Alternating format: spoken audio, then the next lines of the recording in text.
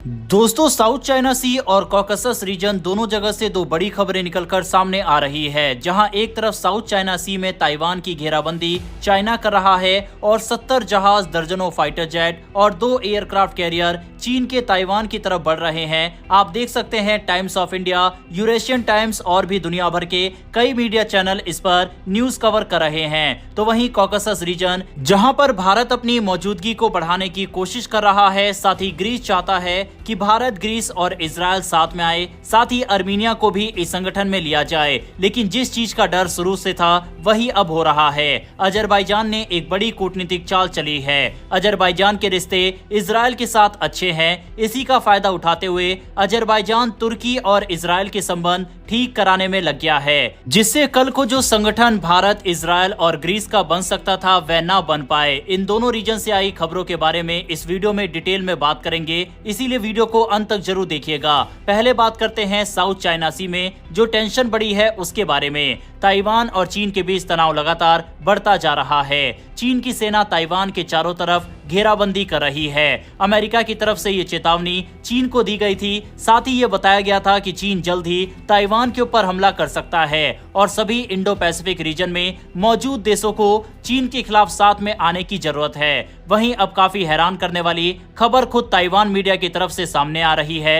मई महीने में चीन ने ताइवान के उत्तर और दक्षिण में 2 एयरक्राफ्ट कैरियर ग्रुप और दर्जनों युद्धपोत भेजे हैं। यानी चीन की नौसेना पूरी ताकत के साथ ताइवान के चारों तरफ दिखाई दी। ताइवान के सुरक्षा अधिकारियों का कहना है कि 1 मई से 27 मई तक चीन के करीब 70 जहाज यानी नेवी के जहाज और दूसरे सरकारी जहाज येलो सी से लेकर साउथ चाइना सी तक घूमते रहे। ये सब इसलिए किया गया ताकि ताइवान पर दबाव बनाया जा सके। चीन चाहता है कि ताइवान उसकी बात माने और खुद को चीन का हिस्सा माने। ताइवान खुद को एक स्वतंत्र देश मानता है। वहां लोकतंत्र है, अपनी सरकार है और अपनी सेना भी। लेकिन चीन कभी ये मानने को तैयार नहीं हुआ। चीन साफ कह चुका है कि अगर जरूरत पड़ी तो वो ताइवान को जबरदस्ती भी अपने नियंत्रण में ले सकता है। इसी वजह से ताइवान हमेशा एक खतरे के साये में जीता है। ताइवान के अधिकारियों ने बताया कि चीन की हरकतें अब ज्यादा आक्रामक हो गई है। उन्होंने कहा है कि चीन ने ग्रे जोन एक्टिविटी की है, यानी खुला हमला नहीं लेकिन लगातार मानसिक और सामरिक दबाव बनाना। हर दिन 50 से 70 जहाज और कई दर्जन फाइटर जेट आसमान में उड़ान भरते देखे गए। कई जहाज जापान और ताइवान के बीच मौजूद मियाको स्ट्रेट से होते हुए वेस्टर्न पैसिफिक ओशियन तक गए। यहाँ उन्होंने लंबी दूरी की ट्रेनिंग और एयर सी एक्सरसाइज की। 19 मई को ताइवान के पेंगो आइलैंड के पास करीब 30 ऐसे जहाज देखे गए जिनका कोई नाम नहीं था, कोई डॉक्यूमेंट नहीं था और न ही कोई पोर्ट रजिस्ट्रेशन। ताइवान का कहना है कि ये जहाज जानबूझकर भेजे गए ताकि डर फैलाया जा सके। इसके अलावा पूरे मई महीने में चीन के 75 से ज्यादा फाइटर जेट्स ने कॉम्बैट रेडीनेस पेट्रोल किए, यानी जंग की तैयारी की तर्ज पर उड़ानें भरी। अब बात करते हैं अमेरिका और उसके साथियों की। ताइवान, जापान और फिलीपींस को मिलाकर जो इलाका बनता है उसे एशिया पैसिफिक की फर्स्ट आइलैंड चेन कहा जाता है। ये इलाका अमेरिका के लिए रणनीतिक तौर पर बहुत जरूरी है। चीन यहाँ अपनी पकड़ बनाना चाहता है और अमेरिका ऐसा नहीं होने देना चाहता। इसीलिए अमेरिका इस इलाके में ताइवान, जापान और फिलीपींस के साथ खड़ा है। मई महीने में ही एक घटना घटी जिसमें चीन का हेलीकॉप्टर और कोस्ट गार्ड के जहाज जापान के एयरक्राफ्ट से टकरा गए। इसके बाद जापान और चीन के बीच राजनयिक झगड़ा हो गया। दोनों देशों ने एक दूसरे पर राष्ट्रीय सीमा के उल्लंघन का आरोप लगाया। इससे साफ है कि चीन सिर्फ ताइवान ही नहीं पूरे क्षेत्र में अपनी ताकत दिखाना चाहता है। हाल ही में ताइवान के राष्ट्रपति लाई चिंगते ने अपने कार्यकाल का 1 साल पूरा होने पर भाषण दिया। उसी समय चीन ने चारों तरफ अपने जहाज और फाइटर जेट तैनात कर दिए। सुरक्षा एक्सपर्ट्स का कहना है कि चीन एक मौके की तलाश में है और अगर कोई बहाना मिल गया तो तुरंत कोई बड़ा कदम उठा सकता है। सिंगापुर में हुए सांग्रीला डायलॉग में अमेरिका के डिफेंस सेक्रेटरी पीट हेग्सेथ ने साफ कहा कि चीन एशिया की ताकत का संतुलन बिगाड़ना चाहता है। उन्होंने ये भी कहा कि चीन वाकई में सैन्य कार्रवाई की तैयारी कर रहा है। इस बैठक में चीन ने अपने रक्षा मंत्री को नहीं भेजा बल्कि अमेरिका को चेतावनी दी, आग से खेलना बंद करो। 15 मई को अमेरिकी संसद की एक कमेटी में एक बड़ी बात सामने आई। पूर्व अमेरिकी नौसेना एडमिरल मार्क ने बताया ताइवान में अमेरिका की एक ट्रेनिंग टीम पहले से मौजूद है। उन्होंने कहा कि अभी वहां करीब 500 अमेरिकी विशेषज्ञ ताइवान की सेना को ट्रेनिंग दे रहे हैं और ये संख्या 1000 तक होनी चाहिए। उनका कहना था कि अगर अमेरिका ताइवान को अरबों डॉलर की सैन्य मदद और हथियार बेच रहा है तो वहां रहकर ट्रेनिंग देना भी जरूरी है। चीन का कहना है कि अमेरिका अब तक ताइवान को 70 अरब डॉलर से ज्यादा के हथियार बेच चुका है, लेकिन ताइवान को अभी तक सारे हथियार मिले नहीं हैं। यानी ताइवान को पूरी तैयारी में समय लगेगा और इस दौरान चीन फायदा उठाने की कोशिश कर सकता है। आई होप साउथ चाइना सी में इस समय जो कुछ भी हो रहा है ये चीज आपको आसानी से समझ आई हो और फिलहाल किस तरह के हालात बने हुए हैं वहां पर ये भी आपको पता लगा हो। अब बढ़ते हैं कॉकसस रीजन की तरफ, जहां अजरबैजान की तरफ से एक बड़ा खेल खेला गया है।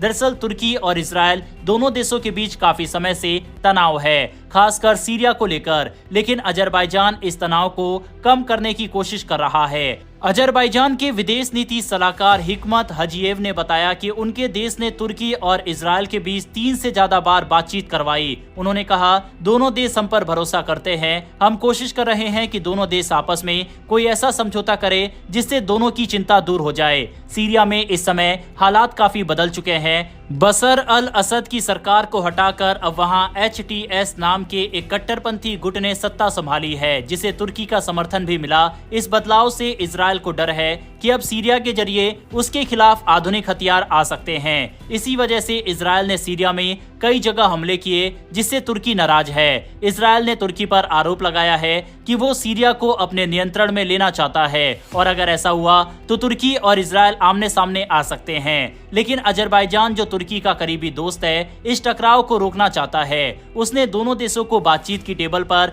लाने की कोशिश की है। अब आप सोच रहे होंगे कि अजरबैजान तो तुर्की का करीबी है, फिर इजराइल की मदद क्यों कर रहा है?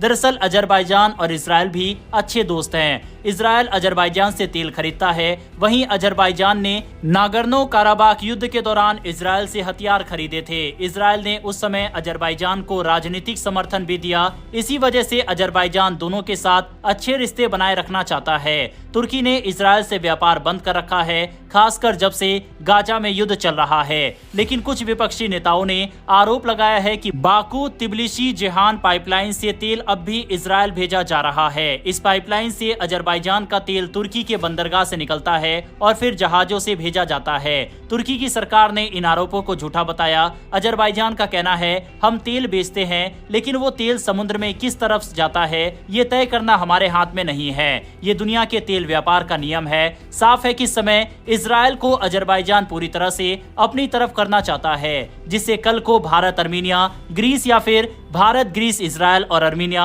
अगर साथ में भी आते हैं तो इजराइल अर्मीनिया के साथ ना आए। वहीं हमने आपको पहले भी बताया था कि ग्रीस के अंदर जो नए ग्रुप की बातचीत चल रही है वह ग्रीस, भारत और इजराइल की हो रही है। उसमें अर्मीनिया को इंक्लूड नहीं किया गया है। उसके पीछे कारण यही था कि इजराइल के रिश्ते अजरबैजान से अच्छे हैं। अजरबैजान उन चुनिंदा मुस्लिम देशों में से एक है जिसने इजराइल को मान्यता दे रखी है, साथ ही वर्ल्ड स्टेज पर इजराइल के साथ भी देता है। कुल मिलाकर अब इस रीजन में पावर गेम शुरू हो गया है। हालांकि देखा जाए तो इजराइल और तुर्की की मध्यस्थता मुश्किल ही लगती है, क्योंकि सीरिया पर आने वाले दिनों में भी इजराइल हमला जरूर करेगा, क्योंकि कट्टरपंथी सरकार इजराइल के खिलाफ कार्रवाई कर सकती है। इसीलिए इजराइल आने वाले समय में भी हमला करेगा, जिससे इजराइल और तुर्की के रिश्ते सामान्य नहीं हो पाएंगे। बहरहाल जिस तरह से वर्ल्ड स्टेज पर यह सिनेरियो बनता हुआ दिखाई दे रहा है, इस पर अपनी राय कमेंट बॉक्स में लिखकर बताइएगा। वर्ल्ड पॉलिटिक्स में आए दिन नए फेरबदल हो रहे हैं और वर्ल्ड अफेयर से जुड़ी इन सभी खबरों के बारे में हम आपके लिए डिटेल वीडियो लेकर आते हैं। अगर आपको ऐसे टॉपिक पसंद है तो नीचे दिए गए सब्सक्राइब बटन को प्रेस कर बेल आइकन को जरूर दबा लें। फिर मिलेंगे ऐसी एक नई वीडियो के साथ। धन्यवाद। जय हिंद, जय भारत।